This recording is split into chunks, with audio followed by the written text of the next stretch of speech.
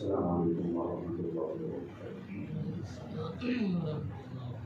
الحمد للہ وکفیٰ وسلام علی عبادہ الذین اصطفیٰ، اما بعد، اعوذ باللہ من الشیطان الرجیم، بسم اللہ الرحمن الرحیم۔ وَإِذْ قَالَ رَبُّكَ لِلْمَلَائِكَةِ إِنِّي جَاعِلٌ فِي الْأَرْضِ خَلِيفَةً قالوا أتجعل فيها من يفسد فيها ويسفك الدماء ونحن نسبح بحمدك ونقدس لك، صدق الله العظيم۔ وقال النبي صلى الله عليه وسلم الدين النصيحة، أو كما قال عليه السلام۔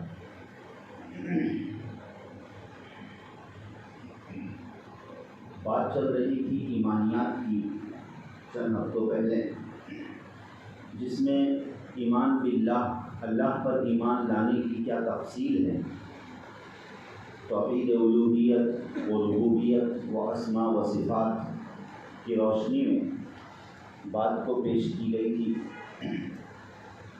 اسی طریقے سے توحید کے بعد ایمان کے اعتبار سے جو تفاصیل ہیں، اس میں فرشتوں پر ایمان لانا یہ بھی ایمان کا ایک بنیادی حصہ ہے۔ اسی لیے اللہ نے ترتیب میں بھی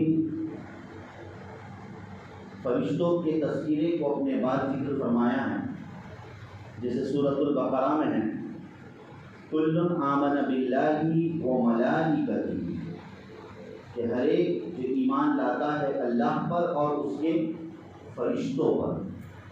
تو ایمان باللہ کے بعد ترتیب کے اعتبار سے قرآن کریم میں ایمان بالملائکہ کا تذکرہ ہے، فرشتوں پر ایمان لانے کا تذکرہ ہے۔ اور جو ہم ایمان مفصل جو پڑھتے ہیں مکتب میں، اور ہم نے جو پڑھا ہے اس میں بھی اسی طریقے سے ترتیب ہے، آمنت باللہ و ملائکتہ و کتبہ و رسلہ والیوم الآخر۔ تو اللہ کے بعد فرشتوں کا تذکر آتا ہے۔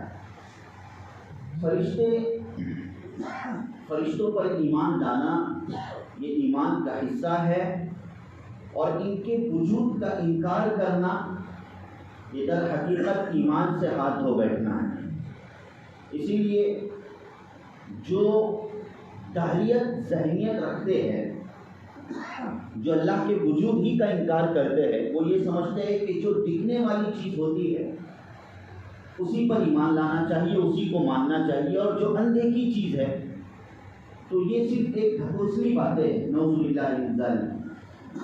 تو یہ جاہلیت ذہنیت جو آج بھی موجود ہے، مگر فرشتوں کا وجود ہے جو قرآن اور احادیث سے ثابت ہے۔ قرآن کریم میں تقریباً 88 مرتبہ اللہ تعالیٰ نے فرشتوں کا تذکرہ فرمایا ہے۔ کتنی دفعہ؟ 88 دفعہ اللہ تعالیٰ نے فرشتوں کا تذکرہ فرمایا ہے۔ اور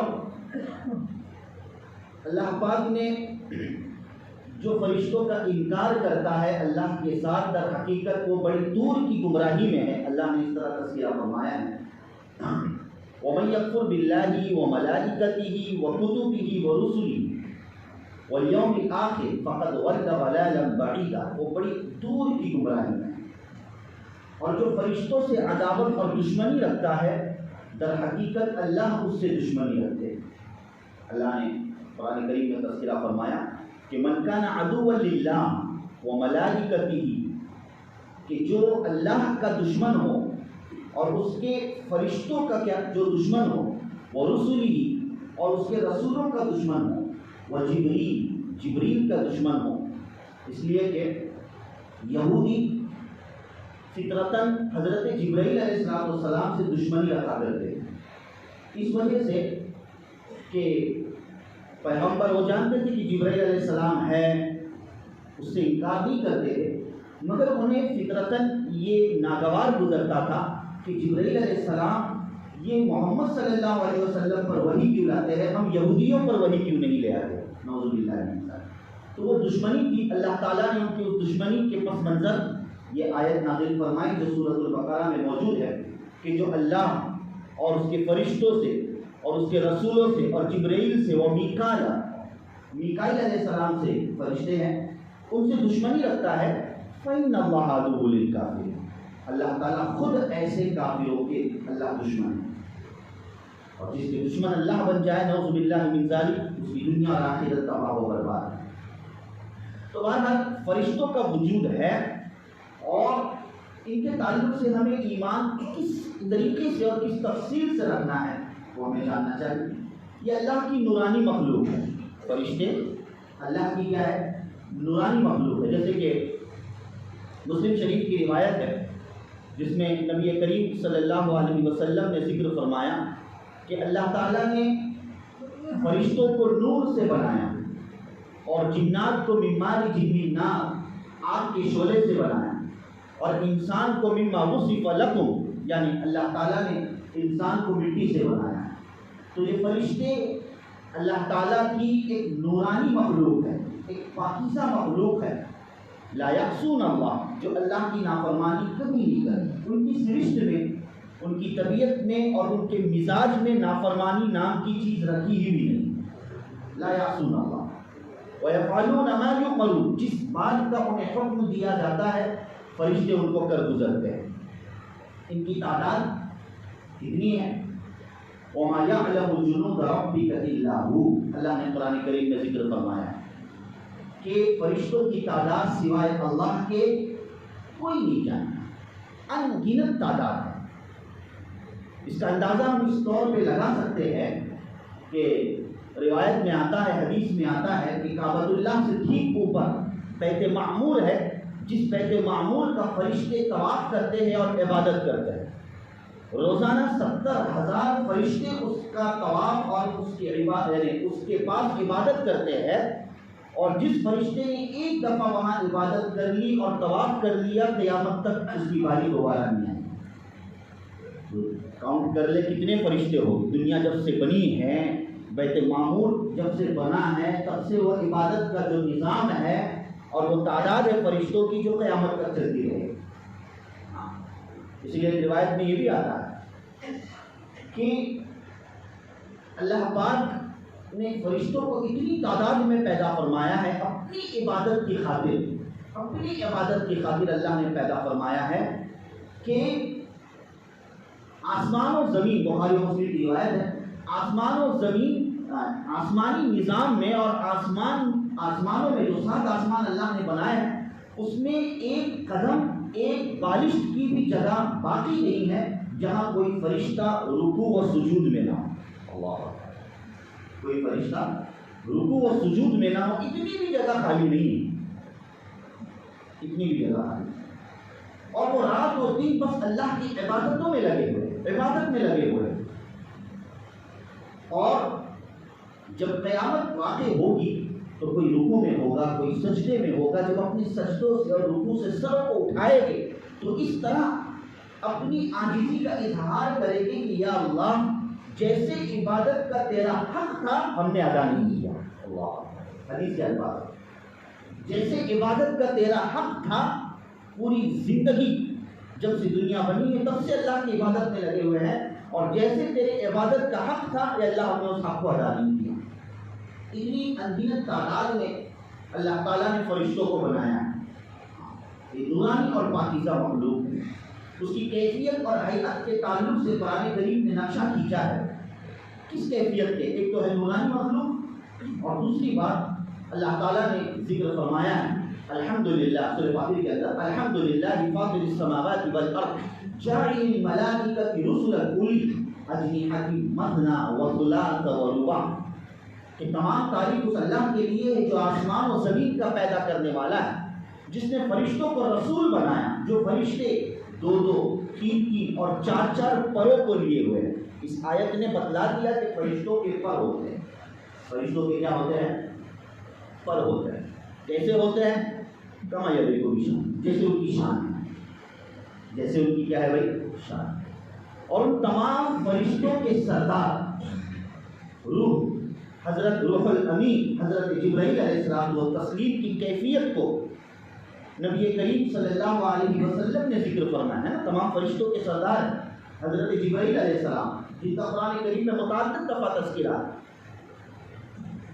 کہ جب اللہ کے رسول صلی اللہ علیہ وسلم نے حضرت جبرائیل علیہ السلام کو اپنی اصل شکل میں دیکھا تھا، ورنہ جبرائیل علیہ السلام تو پورا قرآن لے کر نبی کریم صلی اللہ علیہ وسلم کے پاس آیا کرتے تھے 23 سال کے عرصے میں، مگر شکلوں کو تبدیل کر کے آیا کرتے تھے، انسانی شکل میں حضرت جبرائیل علیہ السلام آیا کرتے تھے،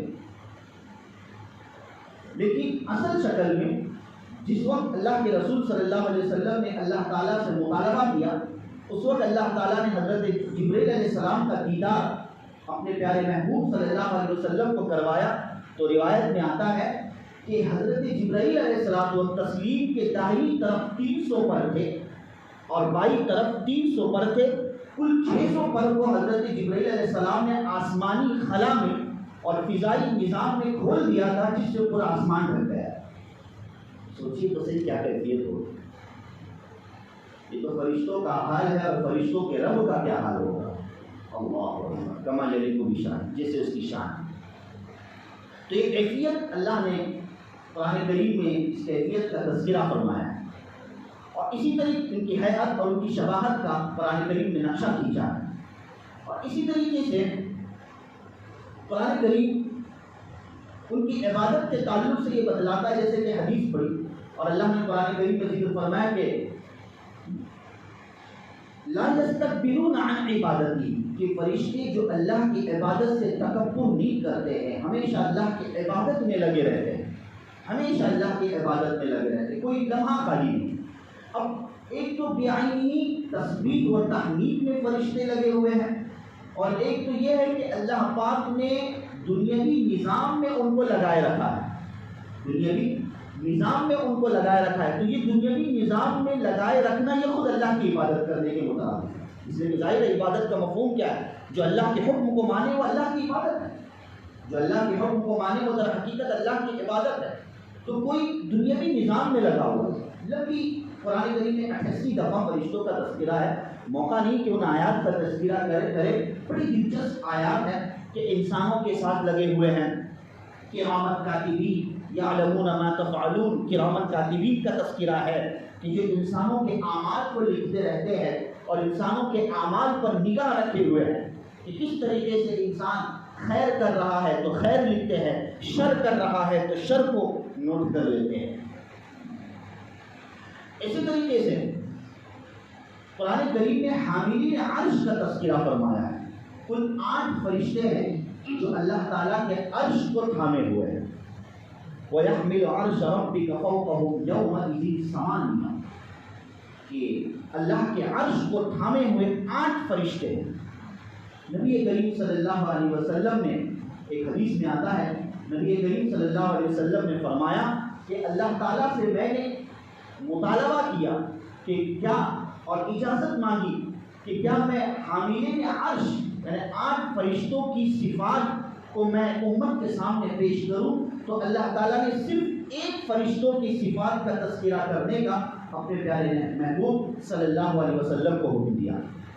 8 فرشتے ہیں جو عرش کو تھامے ہوئے، ان میں سے 1 فرشتے کی کیفیت حدیث میں آتی ہے، اس کو سنتے چلیے کہ وہ فرشتہ کیسا ہوگا، کہ اتنا بڑا فرشتہ ہے کہ اس کے ایک کندھے سے دوسرے کندھے تک کے درمیان کی جو مسافت ہے اس فرشتے کی، بھئی حدیث کے الفاظ ہیں، اور یہ ظاہر بات ہے کہ اللہ کے رسول صلی اللہ علیہ وسلم کا کلام کوئی ایک تصوراتی چیز پیش کرنے والا کلام نہیں، حقیقت کو بیان کرنے والا کلام ہے جس پر ہمیں ایمان رکھنا لازم اور ضروری ہے۔ تو ایک فرشتے کی کندھے کی کیفیت، 2 کندھوں کے درمیان کی مسافت تو اللہ کے رسول صلی اللہ علیہ وسلم نے بیان فرمایا کہ اتنا بڑا کندھا ہے، ایک کندھے سے لے کر دوسرے کندھے تک کے درمیان کا حصہ جتنا زمین اور آسمان کے درمیان کا حصہ ہے۔ اتنا کیا ہے؟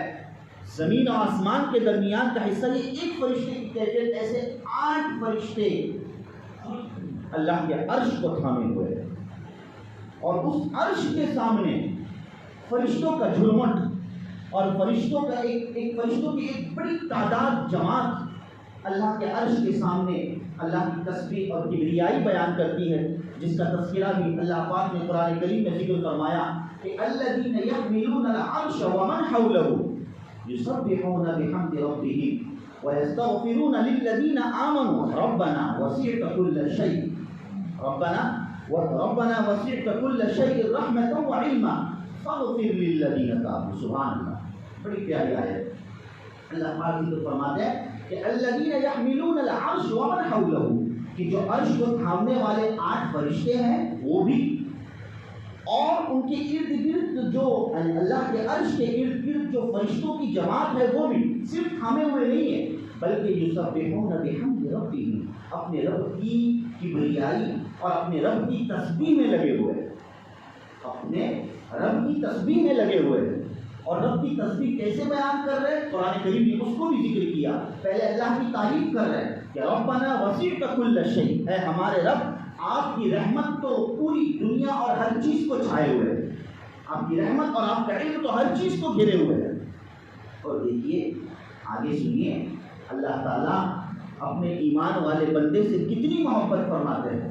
اللہ تعالیٰ کے نزدیک اس ایمان والے کی کتنی قدر ہے کہ اس آسمانی نظام اور کبریائی نظام میں بھی اللہ تعالیٰ فرشتوں کو مامور کر رہے ہیں کہ تم میرے عرش کو تھامے رہو اور ساتھ ساتھ میرے ایمان والے بندوں کی خاطر دعا کرو. اللہ اکبر. کہ ایمان والا ہے تو زمین پر، مگر اس کے چرچے عرش کے سامنے ہوتے ہیں، اللہ کے عرش کے سامنے ہوتے ہیں. کہ وہ فرشتے کہتے ہیں، فرشتے کیا کام کرتے ہیں؟ اللہ کی تعریف کرتے ہیں، اور پھر وَيَسْتَغْفِرُونَ لِلَّذِينَ آمَنُوا، اور ایمان والوں کے لیے مغفرت کی دعا کرتے ہیں. ایمان والوں کے لیے مغفرت. کتنا بڑا مقام ایمان والے کا ہے کہ اللہ کے عرش کے سامنے فرشتے ایمان والوں کا تذکرہ کر رہا ہے اور کہتے ہیں کہ اللہ فاغفر للذین تابوا، جو بندے توبہ کر لیتے ہیں، اپنے گناہوں سے باز آ جاتے ہیں اور تیری طرف آنے کی کوشش کرتے ہیں، اے اللہ تو ان کی مغفرت فرما. سبحان اللہ. اللہ ہم سب کو توبہ کی توفیق نصیب فرمائے کہ ہمارے لیے تو حاملین عرش جیسے فرشتے دعا کر رہے ہیں. حاملین عرش جیسے فرشتے ہمارے لیے دعا کر رہے ہیں. سبحان اللہ. اس لیے جب بھی گناہ ہو جائے، نافرمانی ہو جائے، ہمارا کام ہے کہ توبہ کو پیچھے نہ رکھے. توبہ کا کوئی مخصوص موقع نہیں ہوتا ہے. ہر موقع پر جب بھی گناہ ہو جائے، اے اللہ معاف کر دے. دل کی گہرائی سے، سچے دل سے اللہ سے معافی مانگنے کی کوشش کرے کہ اللہ مجھ کو معاف فرمائے. فاغفر للذین تابوا. اتنا بڑا مقام ہے. اور اسی طریقے سے نبی کریم صلی اللہ علیہ وسلم کے روضے مبارک اور روضے اقدس پر جو اللہ ہم سب کو وہ دیدار نصیب فرمائے. ہم جب جاتے ہیں تو عجیب ہم ماحول پاتے ہیں مسجد نبوی کا. ارے بھائی فرق محسوس کرتے ہیں کہ ہمارے ماحول اور مسجد نبوی کے ماحول کے درمیان زمین آسمان کا فرق ہے. وہ فرق کیوں ہے؟ فرشتوں کے نورانی ماحول کی وجہ سے.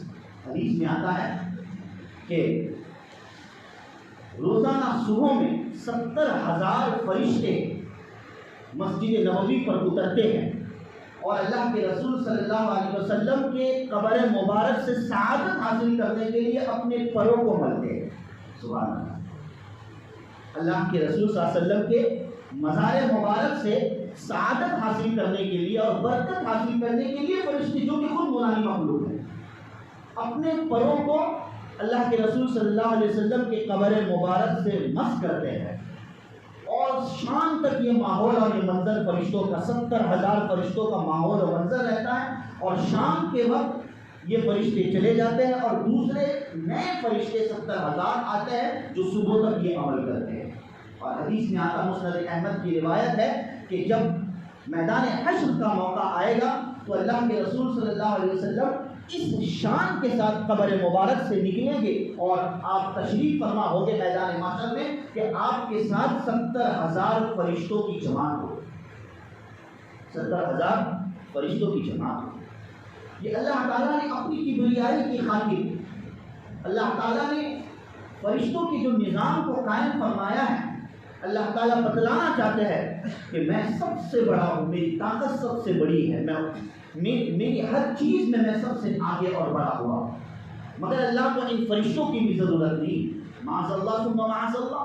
یہ خیال اور تصور کرنا کہ یہ نظام چلانے میں اللہ تعالیٰ دنیا کا نظام چلانے میں اللہ تعالیٰ فرشتوں کے محتاج ہے؟ نعوذ باللہ من ذالک۔ اس لیے قیامت جب ہر چیز کو اللہ نے قرآن کریم میں یہ اصول ذکر فرمایا کہ کل من علیہا فان، کہ ہر چیز ختم ہونے والی ہے، تو اس ختم ہونے والے میں انسانیت کے ساتھ ساتھ فرشتے بھی ڈالیں، فرشتے بھی ڈالیں۔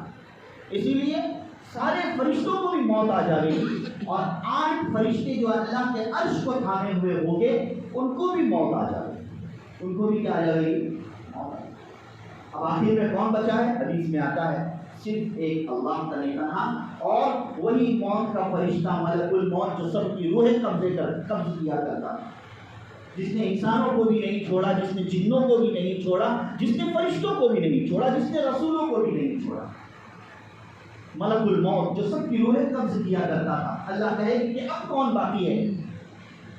تو ملک الموت کہے گے یا اللہ، آپ کی ذات جو ہمیشہ سے ہے اور ہمیشہ رہنے والی ہے، اور اب صرف میں باقی ہوں۔ اللہ تعالیٰ ملک الموت کو بھی حکم دے گے کہ مر جا، ملک الموت بھی ختم ہو جائے، اور صرف ایک تنہا اللہ کی ذات باقی رہے گی۔ کل من علیہا فان ویبقى وجہ ربک ذو الجلال والاکرام، اللہ کی تنہا ذات باقی رہے گی۔ تو یہ عجیب نظام ہے فرشتوں کا، جو اللہ تعالیٰ نے اتنی نورانی اور پاکیزہ مخلوق کو اللہ نے پیدا فرمایا، تو ان پر ایمان رکھنے کے تعلق سے کچھ مبادیات اور کچھ تفاصیل اور کچھ اصول ہمیں سمجھنا لازم اور ضروری ہے۔ سب سے پہلی چیز کہ اللہ کی نورانی مخلوق ہے جو اللہ کی عبادت کرتی ہے، ان کو بھی ذات کوئی پاور اور طاقت نہیں سوائے اللہ کی، جو اللہ نے دی ہے وہ اس کو طاقت ہے، وہ اپنی ذات سے کچھ نہیں کرتے، وہ نہ اللہ کی بیٹیاں ہے، جیسے مشرکوں نے یہ عقیدہ گڑھ لیا، قرآن کریم نے اس کا تذکرہ فرمایا مَتَّخَذَ صَاحِبَةً وَلَا وَلَدًا، کہ مشرکین یہ کہا کرتے تھے کہ فرشتے یہ اللہ کی بیٹیاں ہیں، نعوذ باللہ من ذالک۔ قرآن کریم نے اس کی نفی فرمائی کہ فرشتے اللہ کی بیٹیاں ہیں، نہ اللہ کی لڑکیاں ہیں نہ اللہ کے لڑکے ہیں، اللہ انسانی چیزوں سے پاک اور صاف ہے۔ تو بہرحال یہ فرشتوں کے تعلق سے کچھ قرآنی آیات اور حدیثوں کی روشنی میں کچھ تفصیل تھی، حالانکہ 88 مرتبہ اللہ نے قرآن کریم میں تذکرہ فرمایا، اور احادیث کا ایک جمع غفیر ہے، بے شمار احادیث ہے فرشتوں کی صداقت اور ان کی نورانیت اور ان کی پاکیزگی پر جو احادیث دلالت کرتی ہے۔ اللہ تعالیٰ سے دعا ہے کہ اللہ تعالیٰ ہمیں فرشتوں کی سی صفت اللہ پاک ہمیں نصیب فرمائے کہ بھئی ان کا بھی تذکرہ کرنا چاہیے، جس چیز کا تذکرہ کیا جائے اس چیز کی تاثیر دلوں میں آتی ہے اور زندگیوں میں آتی ہے۔ تو فرشتوں کا تذکرہ کرنا چاہیے تاکہ وہ تاثیر ہماری زندگی میں پیدا ہو کہ ہم زیادہ سے زیادہ اللہ کی فرمانبرداری کرنے والے بنیں اور اللہ کی نافرمانیوں سے بچیں۔ یہ اصل اس کا مقصد ہے۔ اللہ پاک سمجھنے کی توفیق نصیب فرمائے، آمین یا رب العالمین۔